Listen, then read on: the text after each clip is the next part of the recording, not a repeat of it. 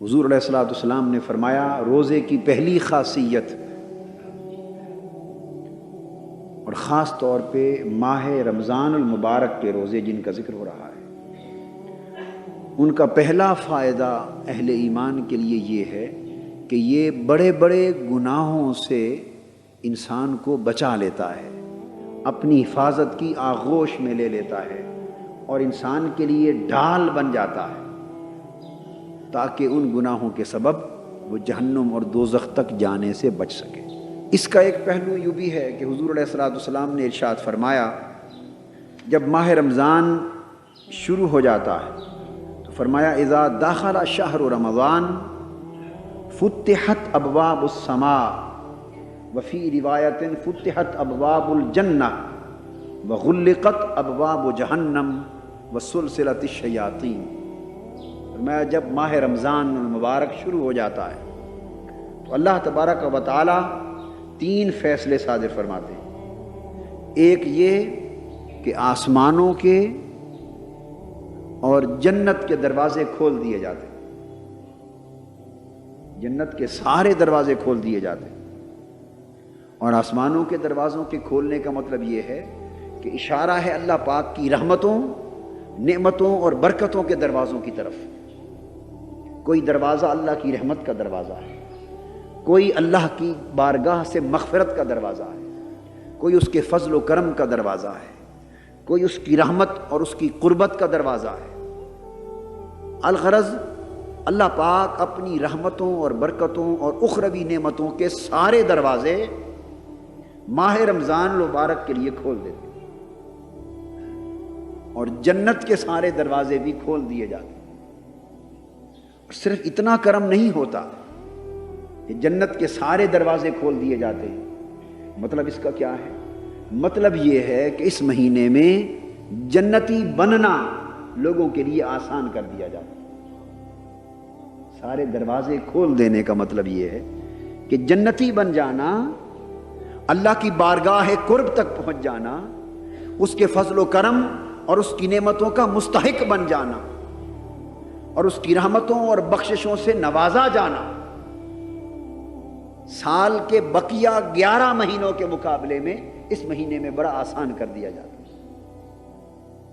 وغلقت ابواب جہنم، اور دوسرا فیصلہ یہ ہوتا ہے کہ دوزخ کے سب دروازے بند کر دیے جاتے ہیں، دوزخ کے دروازے بند کر دیے جاتے ہیں۔ مطلب یہ ہوا کہ وہ عوامل جو انسان کو جہنمی بناتے ہیں، وہ بڑے گناہ جن کا ذکر ابھی ہو رہا تھا، وہ محرکات، وہ عوامل، وہ اسباب جو انسان کو کھینچ کر جہنم کی طرف لے جاتے ہیں،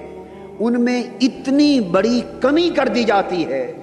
کہ جس کمی کی طرف اشارہ کیا جا رہا ہے کہ لوگوں ہم نے تو جہنم کے دروازے بند کر دیے ہیں، اب تمہاری مرضی کہ اب بھی جنتی نہ بن سکو تو نصیب ہے تمہارا۔ یعنی ہم نے تو جہنم کے دروازے بند کر دیے، جنت کے دروازے کھول دیے، یعنی تمہیں ایک ایسا ماحول عطا کر دیا جس ماحول میں دوزخی بننے کی گنجائش کم اور جنتی بننے کی گنجائش زیادہ ہے۔ اب تمہارا نصیب ہے کہ پھر بھی اللہ کی بارگاہ کی رحمتوں کی خیرات نہ پا سکو۔ وسلسلت الشیاطین، اور تیسرا فیصلہ فرمایا کہ شیطانوں کو زنجیروں سے جکڑ دیا جاتا ہے، شیطانوں کو زنجیروں سے جکڑ دیا جاتا ہے۔ دو عوامل ہوتے ہیں انسان کو گمراہ کرنے کے، ایک خارجی عامل وہ شیطان کا، ایک داخلی عامل وہ انسان کا نفس۔ اللہ پاک نے فرمایا کہ ہمیشہ انسان جب برائی کر بیٹھتا ہے تو کہتا ہے کہ لعنت ہو شیطان پر، اس نے مجھے بہکا دیا۔ بے شک وہ شیطان لعنت کا مستحق ٹھہرا، مگر شیطان کے بہکاوے میں آ جانا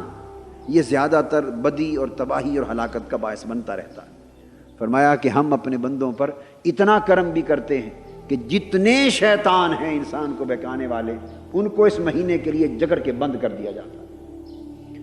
گویا خارجی عوامل بھی روک دیے جاتے ہیں، بس صرف ایک اندر کا عامل انسان کا اپنا نفس رہ جاتا ہے۔ صرف ایک اندر کا عامل رہ جاتا ہے انسان کا نفس، اور پھر اس نفس کی اصلاح کے لیے روزہ عطا کر دیا ہے کہ صبح سے شام تک اللہ کی رضا پر روزہ رکھنا، اور رات کو اللہ کی رضا میں قیام کرنا، اور پھر قیام کے دوران اللہ کا کلام سننا۔ یہ وہ 3 کام ہیں جن سے نفس کی اصلاح ہوتی۔ تو فرمایا لوگوں، نفس کی اصلاح کا ماحول عطا کر دیا، شیطانوں کو جکڑ دیا، دوزخ کے دروازے بند کر دیے، جنت کے دروازے کھول دیے، اور سراسر رحمتوں اور برکتوں کا ایک ماحول عطا کر دیا۔ کیا اب بھی کمی ہے اس بات میں رہ گئی کہ تم مولا کے شکر گزار بندے بن جاؤ، تم متقی بن جاؤ، اللہ کی رحمتوں، نعمتوں اور جنتوں کے حقدار بن جاؤ؟ اگر اب بھی نہ بن سکو تو اس سے بڑی بدبختی اور شومی قسمت اور محرومی اور کیا ہوگی؟ وہ جو فرمایا نا کہ یہ روزے جو ہیں ڈھال ہیں، تو ڈھال کا مفہوم آپ سمجھ گئے دوسری حدیث سے کہ کتنے بچاؤ اللہ پاک نے ان روزوں کے مہینے میں عطا کر دیے، اس لیے ان کو ڈھال کر دیا کہ یہ ڈھال ہے۔